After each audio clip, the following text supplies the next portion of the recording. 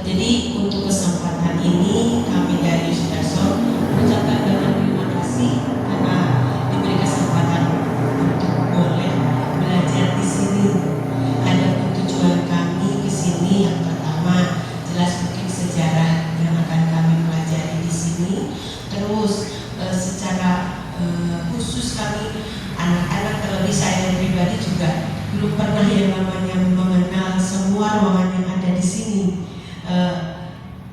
Kalau misalnya ada kegiatan paling hanya sampai di depan di sana ya betul. Dan sekarang luar biasa kami disambut di sini, suatu kesempatan yang tidak pernah mungkin nanti ke depannya mudah-mudahan bisa kembali kami belajar di sini untuk anak-anak yang lainnya nanti. Mungkin itu ada yang lain. Cukup ramah. Mudah-mudahan hasil belajar ini memperkaya kami anak-anak juga secara pribadi. Saya sebagai guru di Yosudarso, asli mah orang Sunda drama, tetapi mempelajari Sukamulya bibit leres Sukamulya, tapi upami ningali kaleresan sesenan ningali nanti pertos orang Jawa gitu. Jawa Barat seharusnya itu ya. Mudah-mudahan bermanfaat bagi kami semua. Itu terima kasih Rama. Terima kasih Bu Ella, Bu Iyet yang sudah membimbing anak-anak SD Sudarso untuk berkunjung ke gedung Paseban Tripasa Tunggal. Selamat pagi, salam sejahtera untuk kita semua. Salam damai dalam nama Tuhan Yesus. Pertama-tama Bapak memperkenalkan diri dulu. Nama Bapak Dirta Alam, putra dari Grama Pangeran Jatikusuma. Bapak nomor 4. Semuanya putra Pangeran Jatikusuma itu ada 8, 7 putri, 1 putra. Baik, untuk tidak menyita waktu, Bapak akan menerangkan bahwasanya sejarah hidup Paseban Tripasa Tunggal tidak terlepas dari keberadaan seorang sepuh yang disepuhkan oleh masyarakat Cibubur dan masyarakat Jawa Barat pada zaman dahulu, yaitu Pangeran Sadewa Madai Saribasa Kusuma-Wijaya.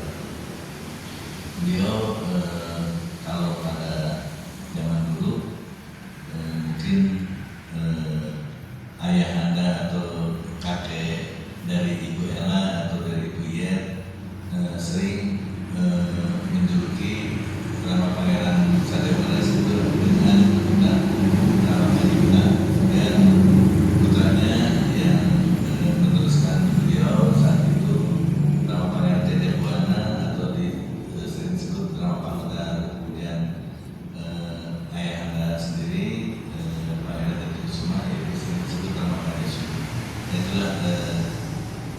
Itulah sebutan orang tua kita. Nah, untuk lebih ringkasnya,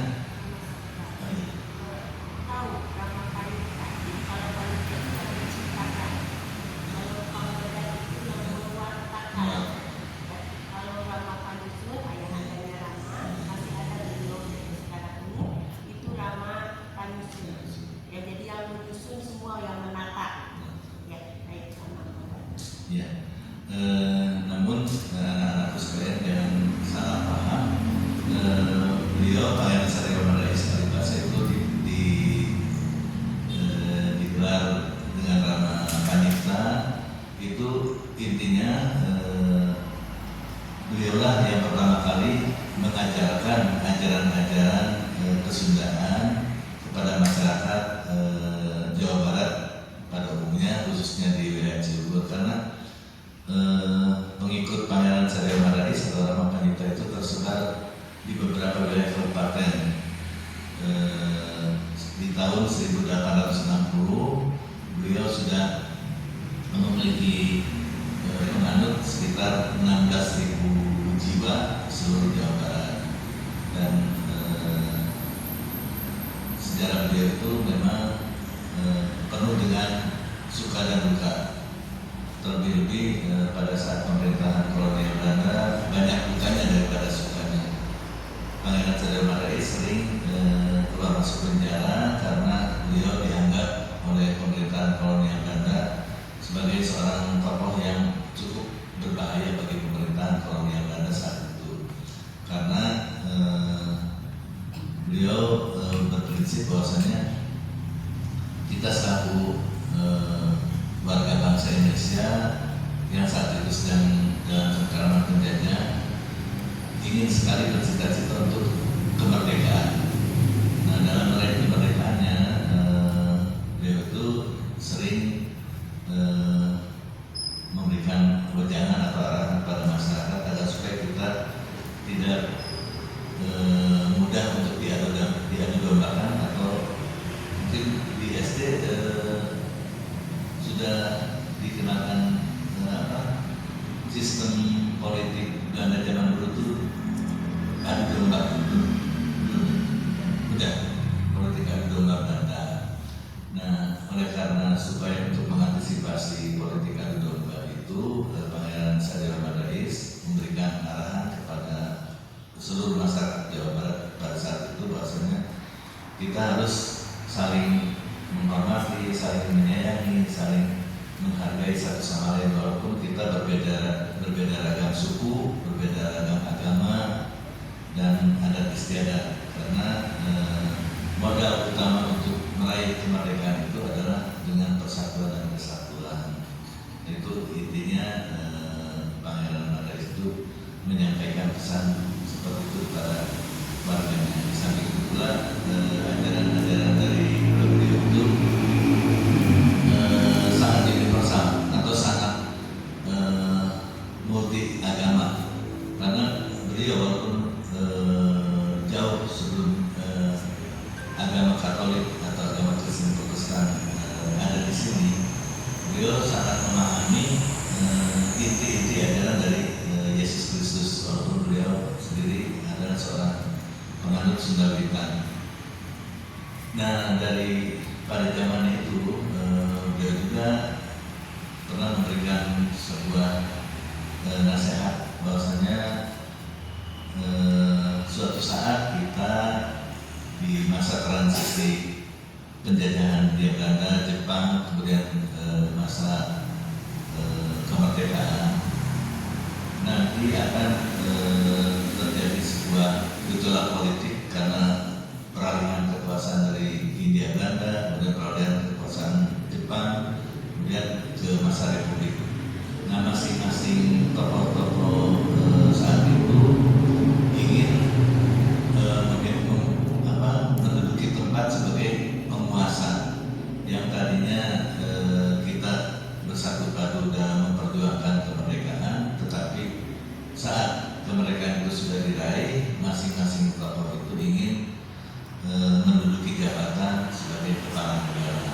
Nah, oleh karena banyak kejadian-kejadian seperti itu, tentu imbasnya kepada komunitas Sunda Wiwitan atau agama Jawa Sunda saat itu berdampak sekali, karena kami atau masyarakat yang dipimpin oleh Pangeran Satya Rais dulu tidak beragama tapi bertuhan, tidak beragama tapi bertuhan. Jadi kenapa tidak beragama? Karena tidak memeluk agama Islam, agama Kristen Katolik, Kristen Protestan, Hindu, Buddha, tetapi masyarakat kami dan sesepuh kami itu bertuhan, mempercayai dan menyembah kepada Tuhan, dan persembahyangan juga memiliki ciri khas persembahyangan yang dilakukan oleh sesepuh kami dengan olah meditasi atau semedi. Tetap intinya menyembah dan memohon kepada Tuhan agar supaya kita manusia diberikan kesehatan, keselamatan dan kedamaian di muka bumi ini. Intinya itu ajarannya. Nah, berikutnya setelah periode Pangeran Satya Rais, beliau wafat di tahun 1939, digantikan oleh Pangeran Tejabuana Arifasa atau Rama Pangda. Beliau disebut Rama Pangda karena meneruskan ajaran-ajaran tujuan yang disampaikan oleh Pangeran Sadar Rais yang menciptakan ajaran-ajaran pertama, tuntunan-tuntunan pertama pada masyarakat Sunda diteruskan oleh Pangeran Raja Buana, dipedarkan atau diwartakan lebih detail tentang inti-inti ajaran agama. Nah,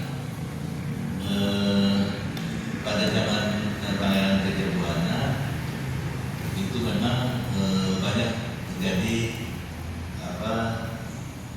pergerakan DITI, kemudian pergerakan PKI. Nah, terlebih di tahun 65, satu tahun sebelum tahun 65, Pangeran Raja Buana membubarkan komunitas agama Jawa Sunda, membubarkan diri karena melihat situasi kondisi saat itu sangat membahayakan untuk keselamatan warga agama Jawa Sunda. Nah, setelah 1 tahun sebelum peristiwa G30 SPKI, Pangeran Raja Buana membubarkan organisasi agama Jawa Sunda.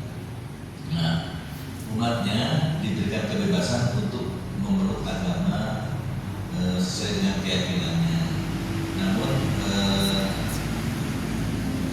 hati nurani Pangeran Raja Buana untuk secara pribadi beliau masuk sebagai umat Katolik.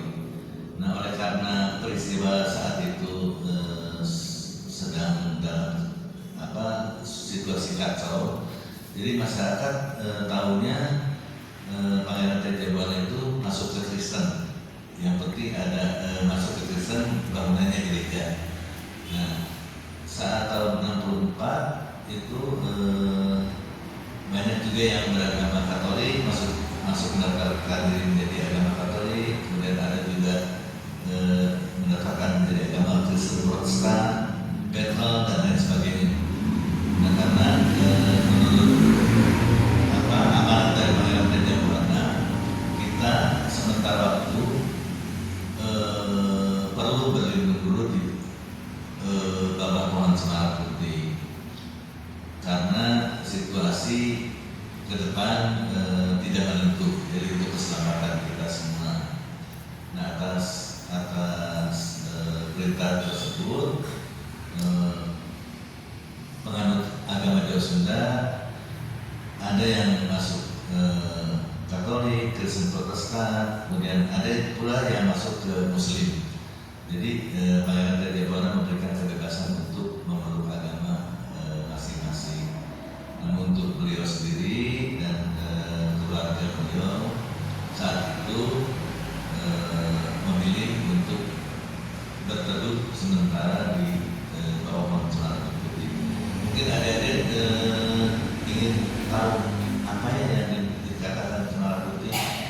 Nah, waktu pertama kali Pangeran Raja Buana mengumumkan bahwasannya beliau akan berlindung di bawah pohon cemara putih, beliau warga juga kebingungan apa simbolisasi dari cemara putih. Nah, baru terjawab tahun pertama saat perayaan Natal pertama di tahun 64. Kan Pangeran Raja Buana masuk ke agama Katolik itu tanggal 21 September tahun 1964. Nah, Natal pertama 25 Desember tahun 1964. Umat dari agama Jawa Sunda yang saat sudah masuk Katolik atau masuk Kristen Protestan atau Betel melihat seperti orang ini yang baru pertama kali masuk ke gedung, sebuah gedung, melihat kiri kanan, tengok atas bawah, melihat situasi. Nah, di pojokan dekat meja besar itu ada sebuah pohon yang dihias pakai kapas gitu, pakai ini. Apakah itu yang dimaksud kita untuk sementara berlindung dulu di bawah pohon cemara putih? Nah, ternyata jawabannya adalah pohon Natal. Pohon Natal baru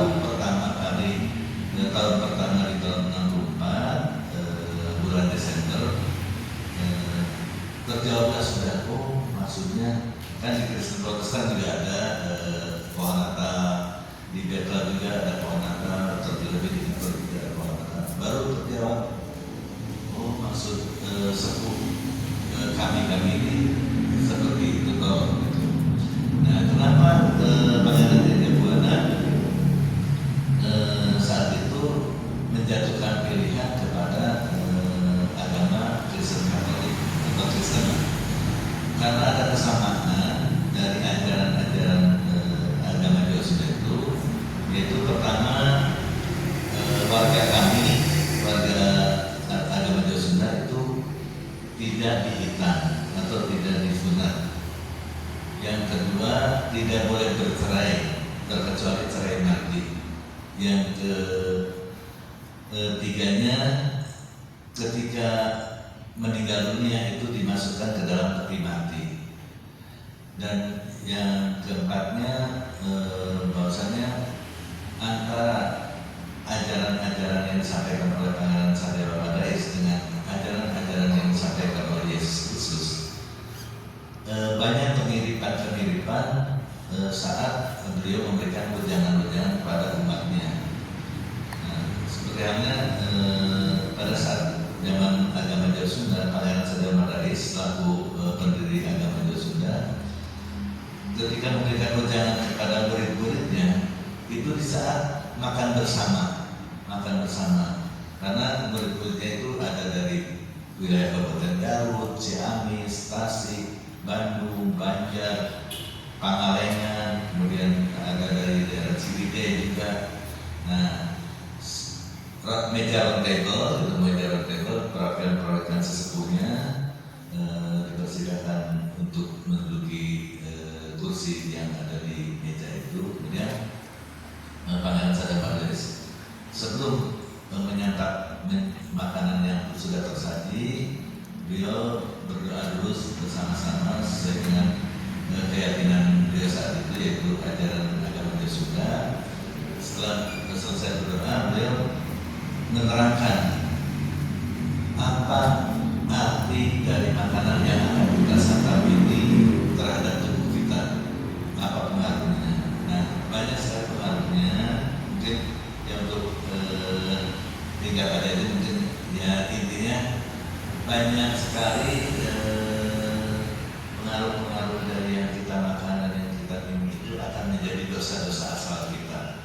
Nah, persis apa yang disampaikan oleh Yesus Kristus ketika pesta perjamuan malam terakhir kepada murid-muridnya. Jadi makanan yang tersaji ini adalah sumber dari segala sumber dosa-dosa asal kita yang harus kita sempurnakan dalam santapan makan yang akan menjadi. Nah, inti ajarannya seperti itu, sama ketika Pangeran Sadewa juga sama. Nah, makanya pilihan jatuh di agama Kristen saat itu, karena kalau misalnya kita bertahan di dalam agama Jawa Sunda, seperti di daerah Jawa Tengah, Jawa Timur, banyak pembantaian massal umat-umat kejawen yang dibunuh, dianggap di-PKI-kan oleh saudara-saudara kita yang lainnya. Banyak yang dibunuh secara keji dan kejam karena dianggap kelompok kami ini dulu dianggap kelompok PKI, tidak bertuhan. Nah, dengan demikian sebenarnya Pangeran Jayabuana itu sangat-sangat menyelamatkan umat dari pembantaian yang sadis kali itu bila kita bertahan. Nah, jadi itulah hikmahnya saat itu Pangeran Jayabuana memberikan wejangan, memberikan arahan seperti itu. Dan awalnya ada gereja Katolik, gereja Kristen Pasundan, Protestan, Kuningan, itu mayoritas dulu warga-warga penganut Pangeran Jayabuana dan penganut Pangeran Sadewa Madais atau Ramapanyita atau Ramapangga. Nah, itulah beliau kedua tokoh itu sangat berjasa sesungguhnya untuk keberadaan komunitas Cibul ini bisa beragam agama, beragam keyakinan, tetapi tetap menyatu.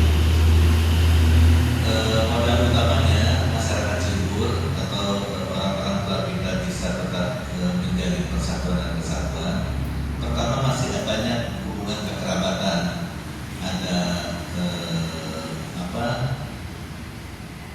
ada nenek samping atau ada paman, bibi, masih ada ikatan keluarga gitu. Nah, di samping itu juga karena awalnya kita satu turunan, jadi toleransi dan keberagaman di masyarakat Cibul itu tetap bisa terbina dan bisa terjadi. Nah, jadi adik-adik sekalian, Gedung Paseban Kaca Tunggal ini sangat-sangat bersejarah, baik itu dalam pembinaan kesadaran kebangsaan, wawasan kebangsaan, maupun pembinaan spiritual tentang betapa pentingnya kita menjaga persatuan, saling asah, saling asih, dan saling asuh antar sesama umat Tuhan. Jadi ajaran leluhur kami itu tentunya memakai ajaran kasih juga, karena pertama tuntunan perintah dari Pangeran Satya Rais itu welas asih, mudah musuh, tata krama, budidaya budi bahasa, wibaha yudana raja. Welas asih itu cinta kasih, bunda kusuk itu hanya Tuhan memberikan anugerah kepada umat manusia memiliki bunda kusuk. Adanya sebutan ini ayah saya, ini ibu saya, ini kakak saya, ini adik saya, ini om saya, ini tante saya, ini paman saya. Hanya pada kehidupan umat manusia Tuhan memberikan anugerah itu. Karena pada kehidupan hewan atau tumbuh-tumbuhan Tuhan tidak menganugerahkan tatanan kekeluargaan itu, hanya pada umat manusia. Oleh karena ada tingkatan-tingkatan kekeluargaan, maka manusia memakai perilaku dalam kehidupannya memakai tata krama. Karena adanya bunda kusuk, manusia memakai tata krama. Tata itu aturan, krama pergaulan. Dalam melaksanakan tata krama, manusia menggunakan budidaya budi bahasa, bahasa tubuh dan bahasa lisan. Bagaimana misalnya adik-adik mau memerlukan kapur untuk kepentingan di kelas, adik-adik tentunya kan masuk ke ruang guru punten atau komisi bu, kelas kami memerlukan kapur. Nah, di samping bahasanya lemah lembut, sopan, tetapi badan adik-adik ketika masuk ke ruang guru itu kan dengan penuh sopan santunnya, dengan penuh hormatnya kepada guru. Nah, disitulah yang dikatakan budidaya dan budi bahasa. Yang kelima adalah wibaha yudana raja. Wibaha yudana raja itu kita kalau diri sendiri sakit, nah tentunya kita jangan mau mencubit orang lain. Cubitlah diri sendiri sebelum mencubit orang lain, karena mencubit diri sendiri juga sakit, apalagi mencubit orang lain. Jadi jangan melakukan tindakan-tindakan yang menyakiti hati orang lain. Nah, itu wibaha yudana raja artinya seperti itu. Itu mungkin sedikit uraian yang dari kami, dan selanjutnya adik-adik pun tentunya sudah mengetahui bahwasanya tradisi di Cibul ada acara upacara serent tahun yang dilaksanakan dari tanggal 18 sampai 22 Raya. Nah, kebetulan tahun ini acara serent tahun itu akan dilaksanakan tanggal 14 Juni sampai 19 Juni. Untuk gambarannya Kang Asep, untuk gambarannya serent tahun bisa ada disaksikan, anak-anak saksikan video serent tahun. Coba camkan baik-baik.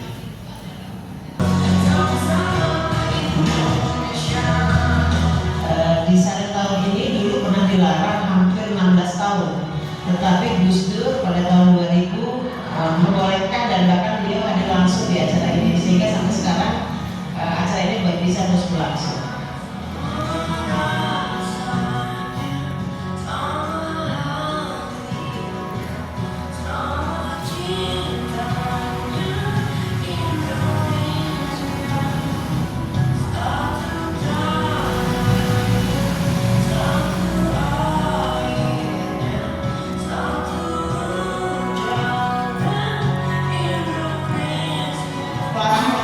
Pada masa yang sangat politis gitu. Nah ini diteruskan kepada Pangeran Jajabuan Alikasa di tahun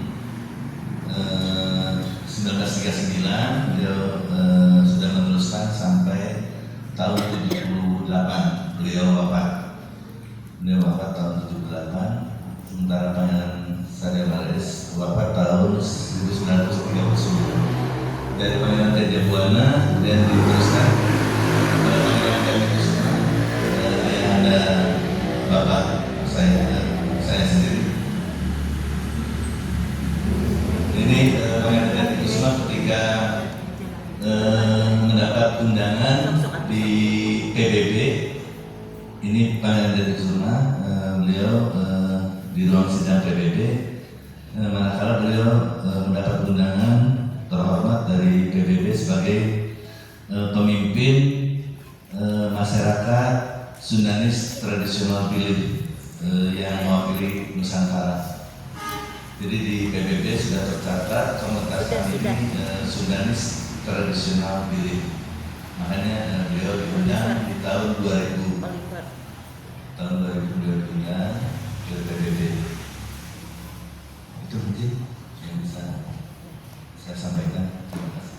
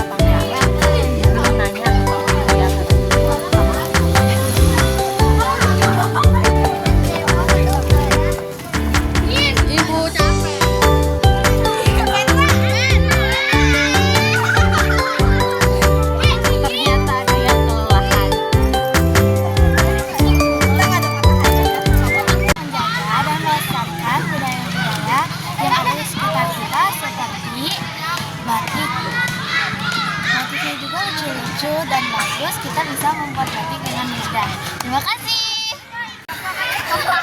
Kegiatannya seru. Terus? Udah. Pokoknya hari ini seru. Bisa lebih mengenal kekayaan budaya.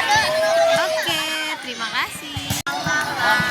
Ya. Saya juga gembira karena bisa mengenal budaya-budaya yang belum pernah diketahui dan dapat menambah ilmu. Oke. Ada lagi? Pokoknya kegiatan hari itu seru. Iya seru banget. Kita tuh kepaksa bantu buat mengenal sejarah-sejarah di sana. Banyak banget sejarah-sejarahnya. Tapi kita nggak bisa ingat itu semua. Ya karena kita keliling-keliling dan foto-foto kita sendiri. Seru banget, pengen lagi. Pengen lagi. Kalau bisa ya minta lagi ke sana. Ya hari ini juga nggak apa-apa. Iya. Oke. Yo, ada lagi? Enggak ada lagi. Enggak ada lagi. Oke, terima kasih.